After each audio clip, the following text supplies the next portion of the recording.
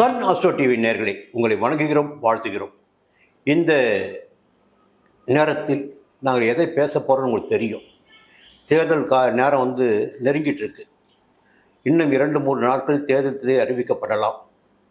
அடுத்த மாதம் தேர்தல் நடைபெறலாம். மே மாதம் 10ஆம் தேதிக்குள் புதிய ஆட்சி அமையலாம். இந்த ஆட்சி அமைகின்ற நேரத்தில், தேர்தல் நடைபெறுகின்ற நேரத்தில் பிரதான தலைவர்களாக இருப்பவர்களுக்கு அல்லது கூட்டணி பலமாக இருப்பவர்களுக்கு அல்லது தனியாக நின்று நான் கூட்டணியே தேவையில்லை, நான் தனியாக நிற்ப 234 தொகுதியில் நான் தனியாக நிற்பேன், எனக்கு வலிமை இருக்குது அப்படி சொல்லி கொண்டு இருப்பவர்களுக்கு இவர்களுடைய ஜாதகம் எப்படி இருக்குது, இதை மட்டும்தான் இப்போ பார்த்துட்ருக்கோம். நிறைய பேசியிருக்கோம் இந்த ஜாதகங்களை பற்றி. இப்போ என்ன பேசுகிறோம், ஏன் இப்போ பேச வந்திருக்கோம் மறுபடியும்? இப்போ தேதி நெருங்கிட்டு இருக்கு.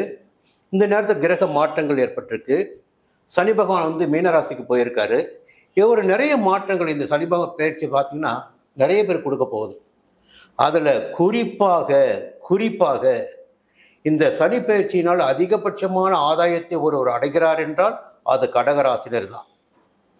இப்போ ஏன் இந்த கடகராசியை பற்றி சொல்கிறேன்னா, நம்முடைய தாவேகா தலைவர் நடிகர் விஜய் அவர்கள் கடகராசியில் பிறந்தவர், பூச நட்சத்திரம்.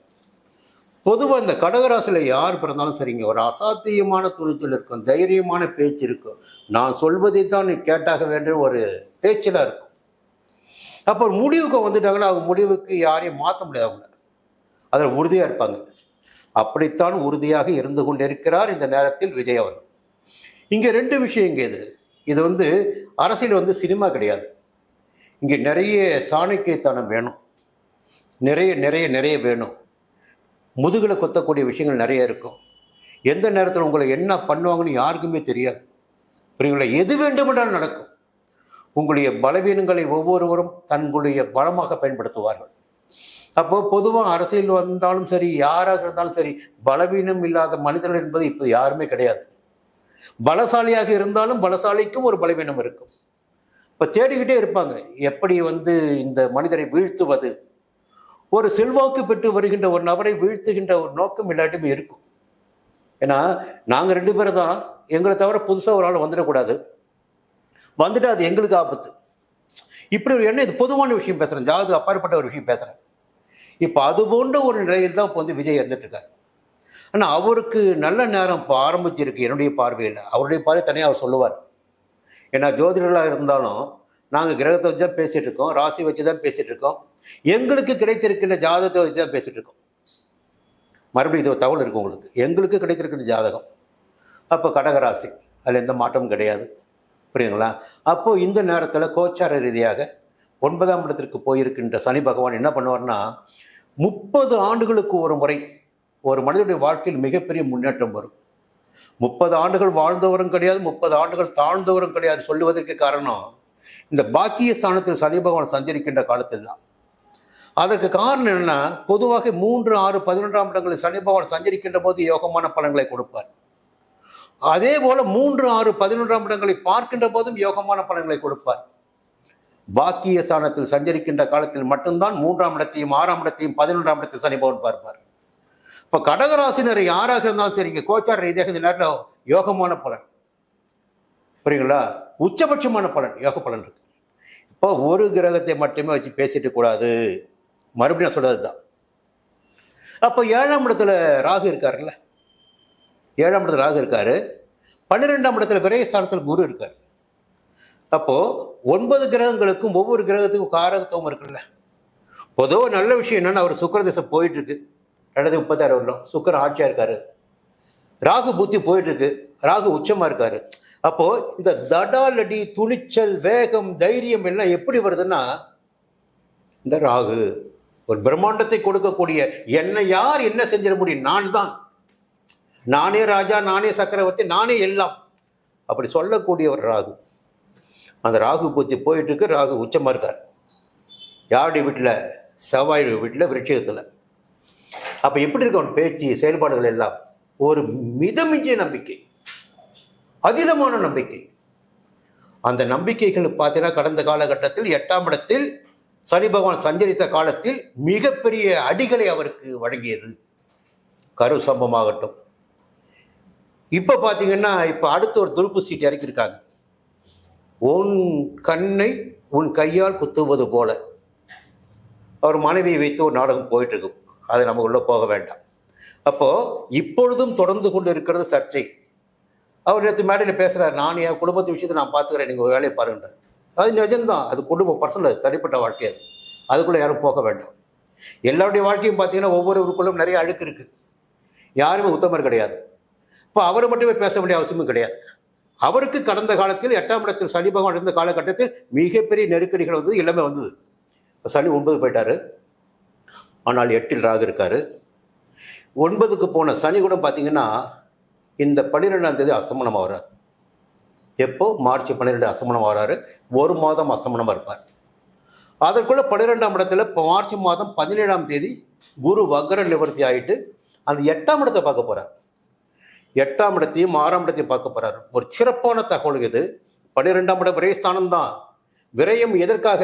தன்னை நிலைநிறுத்திக் கொள்வதற்காக, தன்னை உயர்த்தி கொள்வதற்காக விரயம் செய்கிறோம். அலைச்சல் எல்லாமே இருக்கும் இப்போ அவருக்கு. அப்போ 6ஆம் இடத்தை குரு பார்க்கும்போது என்ன ஆகும்? எதிர்ப்பா சமாளிக்க முடியும், வழக்கா சமாளிக்க முடியும். 8ஆம் இடத்தை பார்க்குறாரு, எதிர்களை வீழ்த்த முடியும். ஆனால் இந்த ஒரு ஜாதகத்தை மட்டுமே வச்சுக்கிட்டு நானே தமிழகத்தை ஆள முடியும் என்ற எண்ணத்திற்குள் விஜய் வந்தார் என்றால் அது அவருக்கு மிகப்பெரிய பாதகத்தை இந்த தேர்தலில் ஏற்படுத்தி கொடுக்கும். இல்லை, ராகு இப்படி பண்ணுவார், அப்படி பண்ணுவார். இப்போ தனித்து நின்று ஒரு தோல்வியை தழுவதை விட கடந்த தேர்தலில் பார்த்தீங்கன்னா அண்ணாமலை மிகப்பெரிய பேசு சக்தியாக இருந்தார், பிரம்மாண்டமாக பேசப்பட்டார். ஆனால் அவரால் ஒரு சீட்டை கூட வெற்றி பெற முடியல நாடாளுமன்ற தேர்தல் போது. அவருடைய கூட்டணி மாயைகள் இருக்கும், எப்பயுமே ஒரு பிம்பம் இருக்கும், அது வெற்றி பெறும் என்பது 2வது தான். இப்போ இவர் கூட சொல்கிற சின்ன விஷயம், ஒரு சரியான கூட்டணி பின்புலம் மட்டும் இல்லை என்றால் அடுத்த தேர்தலுக்குள்ள என்னாச்சுன்னா விஜயகாந்த் மட்டுமே இது ஒரு பாடம். தேமுதிக தலைவர் விஜயகாந்தை விட வேறு பாடமே இவருக்கு தேவையில்லை. புரியுதுங்களா? நிதானம் வேண்டும், அவசரம் கூடாது. இந்த தேர்தலில் ஒரு கூட்டணிக்குள் இணைவது என்பது இவரை நிலைநிறுத்திக் கொள்வதற்கு வாய்ப்பாக இருக்கும். தனித்து நின்றால் அது நிச்சயமாக இவருக்கு பின் விளைவுகள் இவருக்கு வேறு மாதிரியாக இருக்கும், சங்கடங்கள் ஏற்படுத்தும், எதிர்பார்த்த வெற்றியை கொடுக்காது. இதை பற்றி மேலும் விளக்கமாக சிவகுரு ரவி அவர் சொல்லுவார். ஓம் நம சிவாய். தற்போது தமிழக கட்சியில் தாவைக்கா விஜய் அவர்கள் ஜாதகம் இப்போ புதுசாக அரசியலுக்குள்ளே வந்திருக்காரு. இப்போ இவர் கடகராசி பூச நட்சத்திரம் சனி திசையில் தான் பிறந்திருக்கார். அதுக்கு அடுத்தது இவருடைய லக்னம் கன்னியா லக்னம். இந்த லக்னத்துக்கு யோகர் யாருன்னா புதன் சுக்கிரன். இப்போ சுக்கிர தசை போயிட்டு இருக்கு. இந்த சுக்கிர தசையில் ராகுபுத்தி போயிட்டு இருக்கு. இந்த சுக்கிர தசை ராகுபுத்தி என்ன செய்யும்? இது ஜாதக லக்ன பலன். இந்த லக்ன பாவங் பலன் இது இவருக்கு என்ன மாதிரியான சூழ்நிலைகளை வெற்றியை கொடுக்குமா இல்லை நூற்றல் ஆகுமா அப்படிங்கிறத ஜோதிடர் இதுதான் நாங்கள் சொல்லிட்டு இருக்கோம். இப்போ இருக்கக்கூடிய இந்த அரசியலில் இவர் பூச நட்சத்திரம் இல்லைங்களா, கடகராசி. இந்த கடகராசிக்கு சனி 8ல் அஷ்டமஸ்தானத்தில் சஞ்சரிக்கும் போது தான் இவருடைய கட்சியை ஆரம்பிக்கிறார். இவர் ஆரம்பிக்கும் போதே பல போராட்டங்கள், பல விபத்துகள், விரக்தி. ஏன்னா 8ஆம் இடங்கிறது இந்த 6, 8, 12ங்கிறது துர்ஸ்தானங்க. இந்த துர்ஸ்தானங்கிறது கிரகத்தினுடைய ஒளி விழாத இடம். இது விழாத இடம், அந்த இடம் பிராக்கெட் ஆகும். அதாவது அதனுடைய தாக்கம் எப்படின்னாக்கா பாவ கிரகங்கள்லாம் அது என்ன வேணாலும் அள்ளி கட்டாசம் நல்லதெல்லாம் செய்யாது. இது மோதமான இடம், இது ஒளி இல்லாத இடம். அப்போ சனி இயற்கையில அவர் இருட்டு. அவர் நட்சத்திர அதிபதியும் ராசி அதிபதின்றனால இது நட்சத்திர அதிபதி அந்த நட்சத்திரம் பிறந்ததுனால அந்த நட்சத்திரோடைய தன்மை எப்படின்னா மிதமா இருக்கும், அமைதியா இருக்கும், ஒரு வேகத்தை காட்டாது, ஒரு உத்வேகத்தை அவ்வளவு சீக்கிரமா செயல்படுத்த விடாது. ஏன்னா அது காலபுருஷனுக்கு 4வது வீடு. கடகராசிங்கிறது சந்திரனுக்கும் சனிக்கும் 7ஆம் பொருத்தம். இது ஒத்து போகாது. அது கர்ம பலன் அந்த வீட்டில் இருக்கு. இவரு கன்னியா லக்னம். அந்த கன்னியா லக்னத்துக்கு யோகர் யாருன்னா இப்போதைக்கு சுக்கிரன் தான் தசை ஆரம்பிச்சிருக்கார். சுக்கிரன் 9ஆம் இடம் சொல்லக்கூடிய பாக்கியஸ்தானத்துல சுபபோக பலமா பெற்றிருக்கார். ஒரு ஜாதகத்துல சுக்கிர பலம் கிடைக்கலன்னு ஏங்குறவங்களாம் நிறைய இருக்காங்க. ஆனா இவர் செய்த புண்ணியம் சுக்கிர பலம் கிடைச்சிருக்கு. இவர் வந்திருக்கார். ஆனா அரசியல வந்துட்டார். திரை உலகம் மற்ற எல்லாத்திலையும் இவர் நிறைவா இருந்திருக்கார். பணம், காசு, பேரு, புகழ், சந்தோஷம், வண்டி, வாகனம் எல்லாமே சுக்கிரன் கொடுத்துருவார். சுக்கிரன் வந்து பாக்கியம் வைக்க மாட்டார். ஏன்னா அசுர கிரகம் இல்லையா, அசுர வேகத்தை கொடுத்துருவார். அதனால தான் அசுர வேகத்தில் உடைய வளர்ச்சி. இன்றைய அரசியலில் எப்படின்னா பொது கோச்சாரத்து, ஏன்னா நான் முதலே நிறையாவே சொல்லிட்டேன், உயிர் சேதங்கள் எல்லாமே இந்த அஸ்தம சனியில் இவர் அனுபவிச்சாகணும். ஏன்னா விபத்தான இடமே அதுதான். ஒரு மனிதன் வந்து எப்படின்னா அவமானப்படுற இடமே அங்கதான், மேலிருந்து கீழே விழுந்து அடிபடுற இடமும் அதுதான். வேதனை, விரக்தி, வெறுப்பு, துக்கம், நீதிமன்ற வழக்கு, இப்போ சிபிஐலாம் வந்தது பார்த்தீங்களா, இந்த வழக்கு, உயிர் சேதம், இதெல்லாம் தேவையில்லாமல் அவரே எடுத்துக்கிட்ட ஒரு அமைப்பை கொண்டு போய் இந்த கிரகங்கள் அவர் மேலே திணிக்குது. ஏன்னா அவர் கட்சி ஆரம்பிக்கும் போது அஷ்டம சனி, அஷ்டம சனியில யாருக்குமே எந்த ஒரு நல்ல காரியமும் செய்யக்கூடாது, பொதுவான அமைப்பு. இவர் கட்சி ஆரம்பிக்கிறார், இதுதான் விதி.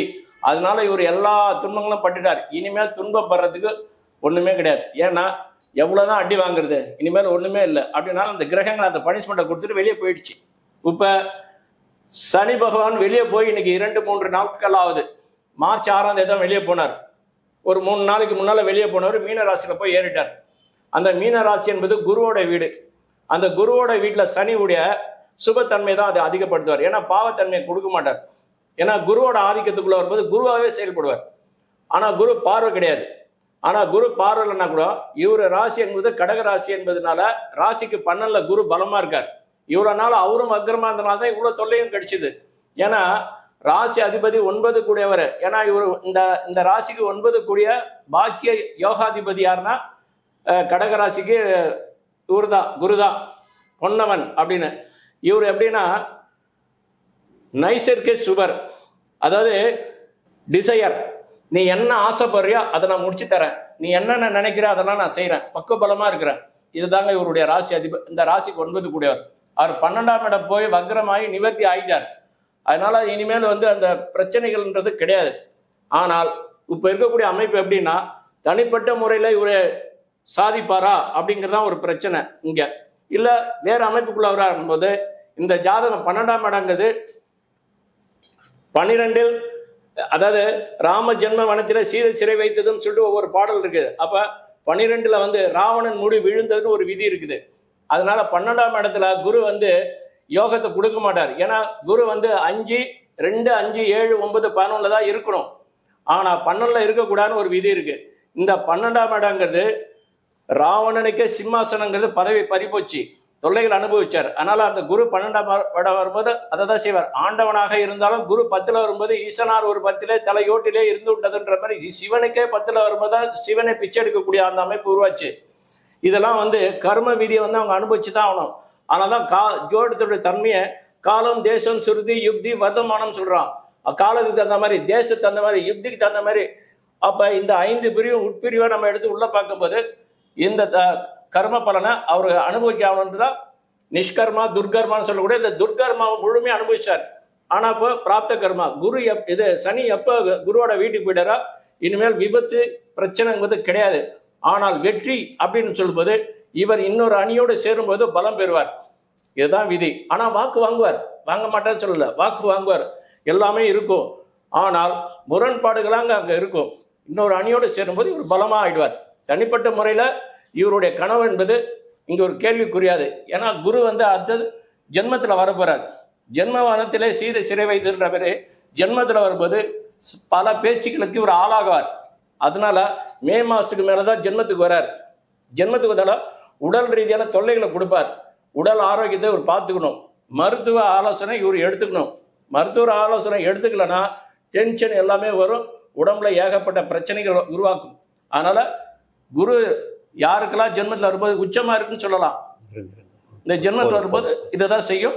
அதனால இந்த கிரக அமைப்பு இப்படிதான் இருக்கு.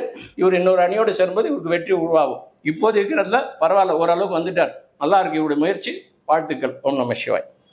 இப்போ தம்பி ஒரு எல்லை கொண்டு தாண்டி போயிருக்காரு. என்னன்னா தேர்தல் முடிந்து மே மாதம் 10ஆம் தேதிக்குள் அரசு அமைந்து விடும். இதுதான் இப்போதைய தமிழ்நாட்டினுடைய நிலைமை. வேறு அசம்பாவிதங்கள் நடந்தாலும் இன்னும் வேறு மாதிரி மாறலாம். ஆனால் அடுத்த ஆட்சி அமைய வேண்டிய நாள் மே மாதம் 10ஆம் தேதி. அதற்கு தாண்டி போகணும் அவசியம் இல்லை. தம்பி சொல்லும்போது தகவல் சொன்னார் இல்லைங்களா, அவர் ஜென்ம ராசிக்குள்ள குரு எப்போ ஜென்ம ராசிக்குள்ள வர்றார்? மே மாதம் 26ஆம் தேதி தான் வர்றார். அது வரலும் 12ஆம் இடத்துல தான் சஞ்சரிக்கிறார். பொதுவாக குரு சஞ்சரிக்கின்ற இடத்தை விட அவர் பார்க்கின்ற இடங்களுக்கு பலன் அதிகபட்சமாக கொடுத்திடக்கூடியவர், நன்மையான பலன்களை, யோகமான பலன்களை. அப்படி பார்க்கின்ற போது 4ஆம் இடத்தையும் 6ஆம் இடத்தையும் 8ஆம் இடத்தையும் பார்த்துட்டார். இப்போ ஒரு சின்ன நல்ல தகவல் சொன்னார் ஆரம்பத்தில். அஷ்டமஸ்தானத்தில் சனி பகவான் சஞ்சரிக்கின்ற காலகட்டத்தில் கூட ராகு பகவானும் சஞ்சரிக்கின்ற காலகட்டத்தில் எந்த ஜோசியரையா இவருக்கு அரசியல் கட்சி ஆரம்பிக்கிறது நாளை குறித்து கொடுத்தாங்க? அப்படிதான் இருந்துச்சு அவருடைய கேள்வி. என்னன்னா, தன்னை நம்பி வருகின்ற ஒருவருக்கு ஒரு ஜோதிடர் என்ன பண்ணணும்னா, ஐயா இந்த நேரம் உங்களுக்கு பாதகமான நேரம், இந்த நேரம் சாதகமான நேரம், இந்த நேரத்தில் செய்யலாம், இந்த நேரத்தில் கொஞ்சம் பார்த்து இருந்துக்குங்க, இன்னும் கூட ரொம்ப ரொம்ப வேண்டியவனாக இருந்தால் இருங்க, தைரியமாக இருங்க, ஆனால் இப்போ புதுசாக எதுவும் செய்வானாங்க, இப்படி சொல்லலாம். ஆனால் அதையெல்லாம் மீறி ஒரு தவறான ஒரு வழிகாட்டுதல் கொடுத்து இப்போ கரூர் சம்பவம், மற்ற பிரச்சனைகள், வழக்கு, சிபிஐ என்று நிறைய அவருக்கு சங்கடங்கள். ஆனால் இப்போ சங்கடங்களுக்குரிய நேரம் மாறி இருக்கு எங்களுடைய பார்வையில். இப்போ 2-3 விஷயத்தை தெளிவாக நம்ம பேசி ஆகணும். என்னன்னா, இந்த 2ஆம் இடம் கடகராசிக்கு 2ஆம் இடமான தன குடும்ப வாக்குஸ்தானத்தில் கேது பகவான், 8ஆம் இடத்துல ராகு.